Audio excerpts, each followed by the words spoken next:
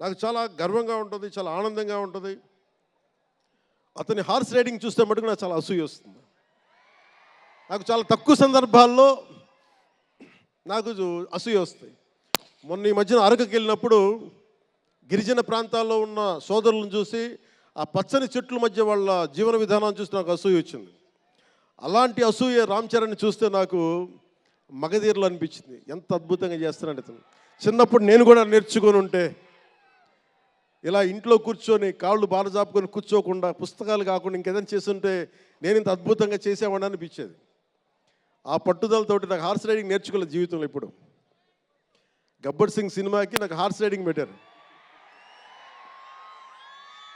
అందరూ ఏమనుకున్నారంటే power star అంటే అన్నీ వచ్చేసి అనుకున్నారు. నాకు తెలియదు అయ్యింది. హార్స్ రైడింగ్ అని చెప్పారు. ఓకే అని గుర్రం చూపించారు నాకు. అది కచ్ రాష్ట్రం గుజరాత్లో. గుర్రం దగ్గరికి వెళ్ళా. సార్ ఏం లేదు, దౌడు తీసుకుంటే గ్యాలప్ మీద వచ్చేయాలంటే ఓకే షూర్ అన్నాను, డెఫినెట్గా వచ్చేస్తానన్నా. కింద పడితే ఏమవుతానో నాకు తెలియదు. సార్ నాకు ఒకటి తెలుసు, తెగింపు తెలుసు. గుర్రం దగ్గరికి వెళ్ళి చెప్పా, దానికి చెవిలో చెప్పాను, నాకు హార్స్ రైడింగ్ రాదు. వీళ్ళందరూ నన్ను ఎక్స్పెక్ట్ చేస్తారు నేను చాలా గొప్ప హార్స్ రైడర్ అని. అంటే హీరో అంటే అన్నీ తెలియాలని అనుకుంటారు. నాకు తెలియదు హార్స్ రైడింగ్. దానికి ఒక పంచదార ముక్కను చిన్న క్యారెట్ పెట్టా, జాగ్రత్తగా తీసుకెళ్ళి నాకు వదిలేవా అన్న. పాపం ఆ గుర్రం అది నన్ను ఎంత అద్భుతంగా తీసుకెళ్ళిందంటే, అది మీరు చూసారు ఆ సీన్లో.